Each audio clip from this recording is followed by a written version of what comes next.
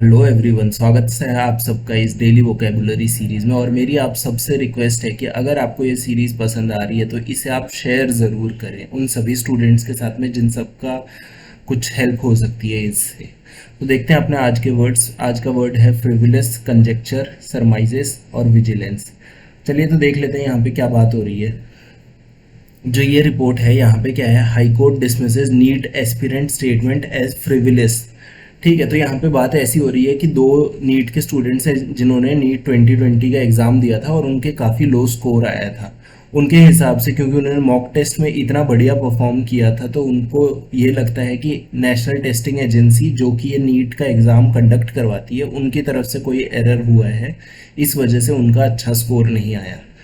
ठीक, तो अब उन्होंने क्या बोला है कि वो अपनी जो सीट्स है वो सरेंडर कर देंगे अगर वो टॉप 10 रैंक होल्डर नहीं बनते, किस में, नीट 2022 के एग्ज़ाम में। तो बस इसी बात को हाई कोर्ट में बोला है कि हाई कोर्ट के जस्टिस नरूला है, उन्होंने बोला कि ये है फ्रिविलस। तो देख लेते हैं ये फ्रिविलस होता क्या है। FRIVOLOUS। ठीक, देखिए फ्रिविलस का मतलब क्या होता है। नॉट हैविंग,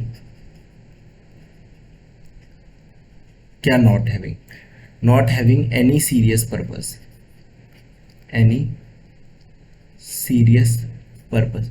जब किसी चीज़ का कोई सीरियस पर्पस ही नहीं होता तो उसको हर कोई मजाक में उड़ा देता है, तो उसी चीज़ को आप क्या बोलोगे, उसको आप बोलोगे फ्रिविलस। तो यहाँ पे भी जो जस्टिस नरूला है उन्होंने यही बात बोली है कि ये जो स्टेटमेंट दे रहे हैं ये फ्रिविलस है। ठीक, इसका कोई सीरियस पर्पस है नहीं, ये सिर्फ ऐसे ही बोल रहे हैं कि हम अपनी जो सीट है वो सरेंडर कर देंगे अपने अगर टॉप 10 में नहीं आए तो देख लेते हैं इसके सिनोनिम्स क्या क्या होते हैं। सिनोनिम्स, फुलिश, ऑब्वियसली ये फुलिशनेस ही है अगर आप अपनी सीट सरेंडर करने की बातें करते हो इतने टफ एग्जाम में तो। और दूसरा इडियोटिक। तो दोनों चीज़ें एकदम सही बैठ रही है उनके लिए, इस सिचुएशन के लिए। ठीक, अब इसमें जो नेक्स्ट वर्ड रहने वाला है वो है हमारा कंजेक्चर। यहाँ पे क्या है, जस्टिस नरूला जिन्होंने वर्डिक्ट दिया उन्होंने बोला कि फाउंडेशन है जो prayer sought by the duo was purely based on conjectures and surmises. कि जो भी उन्होंने प्ली रखी है वो प्योरली है किस चीज़ पे बेस्ड, कंजेक्चर्स और सरमाइजेस। तो उसके लिए हमें देखना पड़ेगा कि होता क्या है।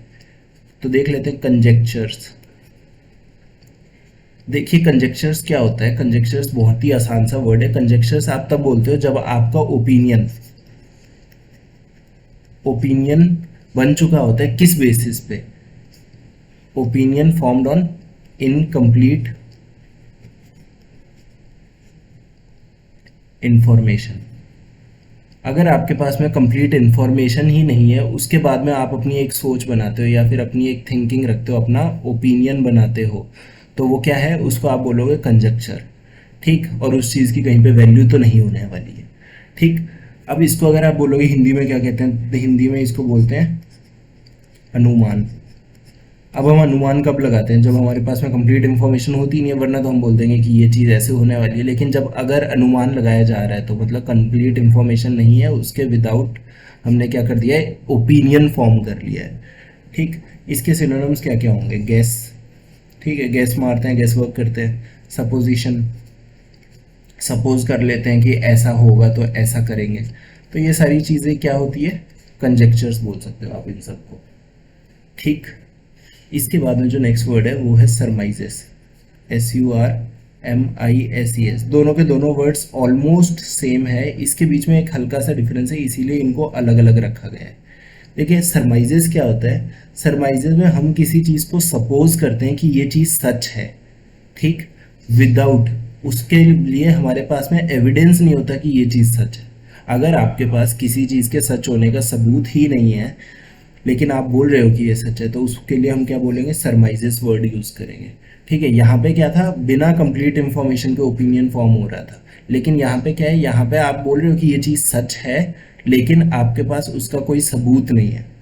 ठीक, तो बस यही चीज़ है सरमाइजेस क्या होता है। अब सरमाइजेस के आप बोलोगे कि सिनोनिम्स क्या है। देखिए इसके जो है सिनोनिम्स, कंजेक्चर्स। ठीक है, जो ये वाला वर्ड है पहला सिनोनिम तो इसका यही हो गया। ठीक है, दूसरा सिनोनिम आप बताओ क्या होगा, गैस होगा।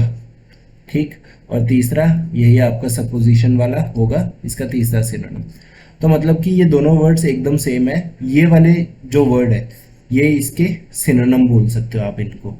ठीक, तो मुझे उम्मीद है आपको ये तीनों वर्ड समझ आ गए होंगे। इसके बाद में जो हमारा नेक्स्ट वर्ड रहने वाला है वो है यहाँ पे विजिलेंस। ठीक है, यहाँ पे क्या है कि आजकल कोरोना के केसेस थोड़े बढ़ रहे हैं, तो 4 states ask to raise covid vigilance.